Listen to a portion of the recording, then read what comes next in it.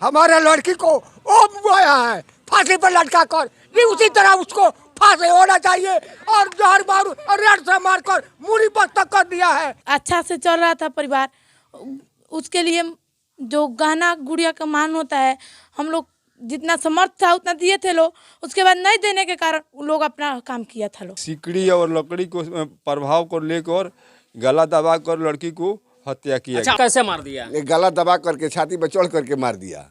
उनका बहुत बड़ा दरिंदगी है कि वो लोग मार दिया। लोग उसमें अकेले नहीं मारा है, लोग 6-7 आदमी मिलकर मारा है लोग। और बिहार सरकार की नाकामी है कि बिहार सरकार केवल शराबबंदी के पीछे पड़ी हुई है और शराबबंदी के लिए जितनी कानून बनाई जा रही है, शायद एक बार समाज की इन बेटियों को बचाने के लिए एक कड़ी से कड़ी और सख्त से सख्त कानून बनाया जाए।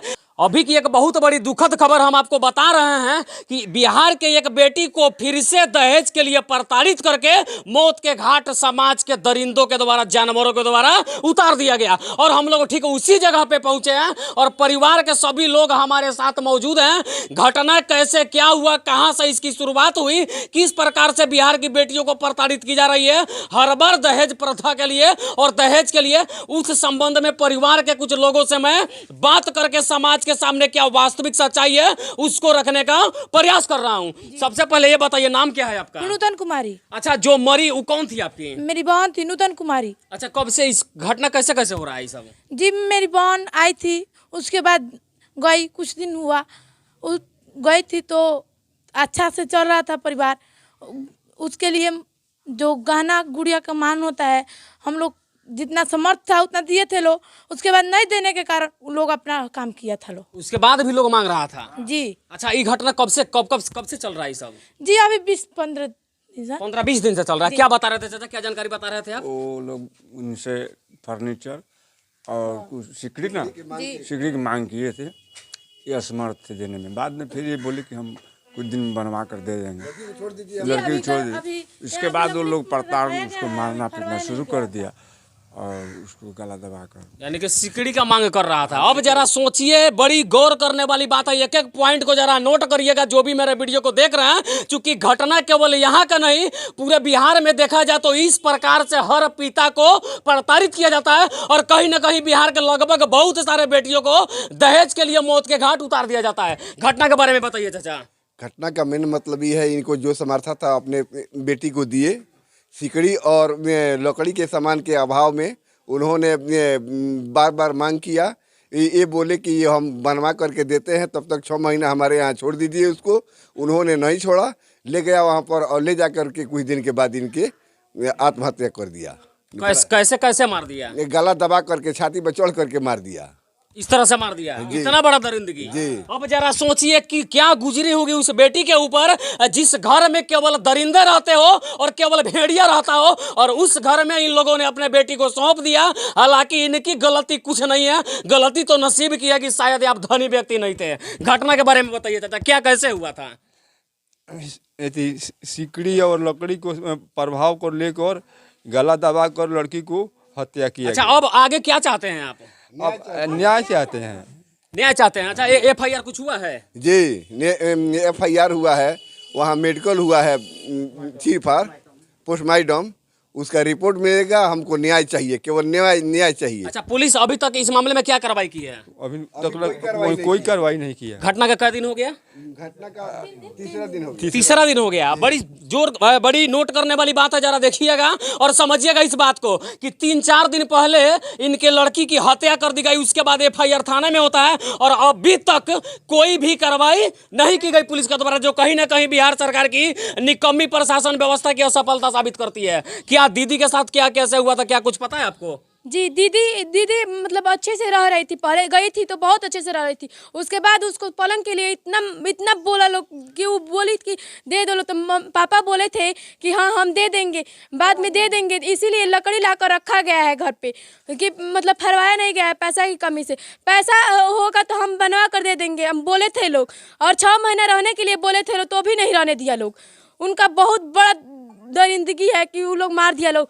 उसमें अकेले नहीं मारा है लोग, 6-7 आदमी मिलकर मारा है लोग। अच्छा, कौन कौन शामिल था उसमें? उसमें उसकी बड़ी ननद थी मधुमाला और उसके मतलब पति सुमित कुमार दुबे और उसके सास बिमला देवी और उसके ससुर थे मकसूदन दुबे और उसके भसुर धनंजय दुबे सब ने मिलकर उनको उनका गला दबाकर हत्या किया है लोग। अब जरा सोचिए कि परिवार के एक साथ जब सभी लोग एकजुट हो जाए तो उस समय एक निहत्थी नारी क्या कर सकती है, और मजबूरी में गाला घोटना पड़ेगा और उनको मरना ही पड़ेगा। आइए परिवार की क्या परिस्थिति है उसको भी मैं दिखाना चाहता हूँ। यही उनका घर है, जरा इस साइड से दिखाइए, यही उनका घर है। और छत तो देखिए शायद बरसात में पानी भी नीचे गिरता होगा, और उस स्थिति में भी इन लोगों ने साकार लिया था, ये मान लिया था कि कहीं ना कहीं जो भी डिमांड किया जा रहा है उन सारी चीजों को मैं दूंगा। यहाँ पे लकड़ी तक रखी गई है ताकि मैं पलंग बनवा करके दे सकूं, कुर्सी बनवा करके देख सकूं। लेकिन समाज के भेड़िया के द्वारा और दरिंदों के द्वारा थोड़ी समय इस पिता को नहीं दी गई, और मजबूरी बस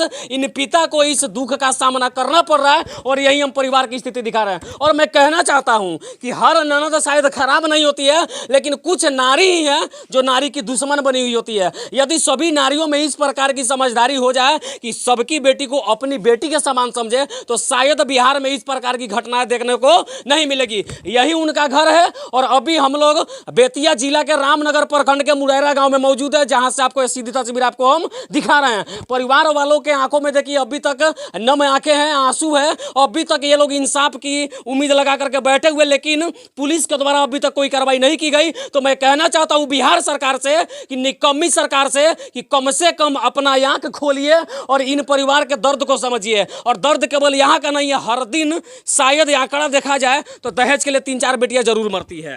जी सर, मरती है। लेकिन कहीं ना कहीं समाज के लिए बहुत बड़ी दुखद खबर है। बहुत बड़ी दुखद खबर है। अभी घटनास्थल पे गए थे क्या? जब पहुंचो वहां पे तो किस प्रकार से छत बिछत किया गया था 100 को, उसके बारे में बताइए। भाग गए हम लोग, जब पहुंचे तो घर वाले सबको भी भाग गया था। पुलिस आई, पुलिस रिपोर्ट बनाई, पोस्टमार्टम में लाश गया। उसके बाद हम लोग वहाँ पर बैठे रहे। पोस्टमार्टम का रिपोर्ट नहीं मिला, 8 दिन के बाद मिलेगा। लाश आया, हम लोग दाह संस्कार करा। आप लोग को दाह संस्कार करना पड़ा? हाँ, खड़ा होकर वहाँ कराए। बाकी परिवार का कोई नहीं था। हाँ, क्या बता रहे हैं सर? वैसी लड़की थी कि 2-4 वर्ष में वो आज तक फेल हुई, फर्स्ट डिवीजन फर्स्ट करते गए। आज तक मैंने उसकी लड़की से इतना हमदर्द है हम लोगों को कि हम लोग चैन से आज तक अन्न नहीं खा रहे हैं। और हम लोग को भी जहाँ तक जानकारी है, इस क्षेत्र के लोगों ने कुछ हमें बताया था कि जो जिस लड़की की हत्या की गई है वो लड़की बहुत होनहार किस्म की लड़की थी। शायद आपकी दीदी पढ़ने में बहुत अच्छी थी। जी बहुत अच्छी, वो पढ़ाती थी भी बच्ची लोग को। पढ़ाती भी थी जी।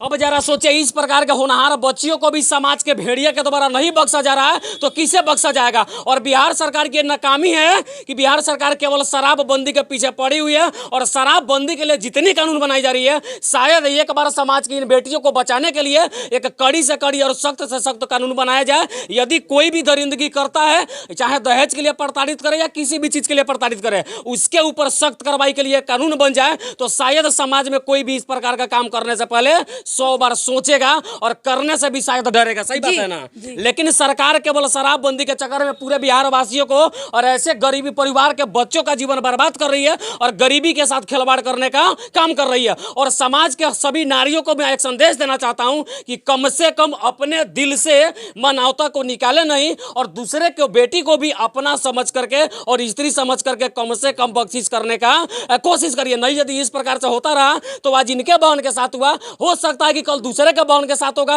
परसों तीसरे के साथ होगा।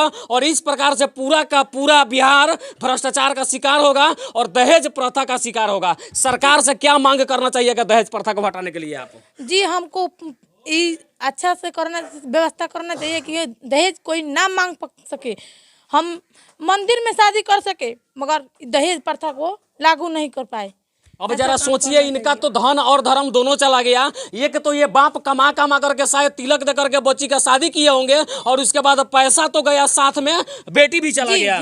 और सरकार बार बार से कहते हैं कि बेटी बचाओ बेटी पढ़ाओ। क्या बेटी बचाओ बेटी पढ़ाओ? यही बेटी बचाओ बेटी पढ़ाओ चल रहा है, जिसमें हर एक बेटी को हर दिन बिहार में शिकार बनाया जा रहा है। चाहे वो दहेज प्रथा का शिकार है, बहुत सारी चीज़ों का शिकार हो सकता है, जिससे आप भी शायद समझ सकते हैं। तो सरकार को सख्त से सख्त कदम उठाना चाहिए था और इन बच्चियों के लिए एक बड़ी कानून बनाना चाहिए था। और साथ में नाकामयाब बाप के नालायक बेटों से भी मैं कहना चाहता हूँ कि क्या तुम्हारे बाप की इतनी औकात नहीं थी कि तुम्हें फर्नीचर का सामान दे सके, तुम्हें मोबाइल दे सके और तुम्हें एक सोना का चैन दिला सके। और उतनी नाकामी थी तो उस पिता को मैं कहना चाहता हूं कि अपने बेटा को पैदा क्यों करता है कि उसके शौक पूरा करने के लिए तुम्हारे पास क्षमता नहीं होती है। क्या दूसरे के भरोसे अपने बेटे को पैदा करते हो कि इस घर के लोग देंगे तो तुम्हारा खर्चा चलेगा और इस घर के लोग देंगे तो तुम्हारा बेटा कुर्सी पर बैठेगा? तो कहीं ना कहीं बाप की विफलता पे भी सवाल उठता है और बाप की नाकामयाबी पे भी सवाल उठता है। एक बार मैं फिर से कहना चाहता हूं, बिहार के उन दरिंदों से और भेड़िया से जो समाज में मानव के रूप में दानव पल रहा है कि कम से कम इन बेटियों के साथ दुर्व्यवहार नहीं किया जाए।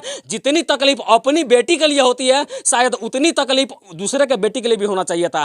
तब जाकर के शायद बिहार का भला हो सकेगा, इन बच्चियों का भला हो सकेगा और बिहार की इन बेटियों का भला हो सकेगा। कहीं ना कहीं ये बहुत बड़ी मानवता को शर्मसार करने वाली घटना है और आगे क्या पुलिस कार्रवाई करती है देखना बड़ी दिलचस्प होगा। यदि पुलिस की कार्रवाई नहीं होती है, शादी कहाँ हुआ था उनका? जी मसान थाना गोपालगंज के पास। गोपालगंज में। यदि उनको न्याय नहीं मिलता तो हम लोग गोपालगंज के मसान थाना में भी पहुंच करके बड़ा बाबू के सामने वीडियो बनाने का प्रयास करेंगे और सच्चाई को सामने ला करके इसको आगे से आगे तक पहुंचाने का प्रयास करेंगे। आगे की और अपडेट के लिए आप देखते रहिए पुजारी मीडिया नेटवर्क। तब तक के लिए जय हिंद।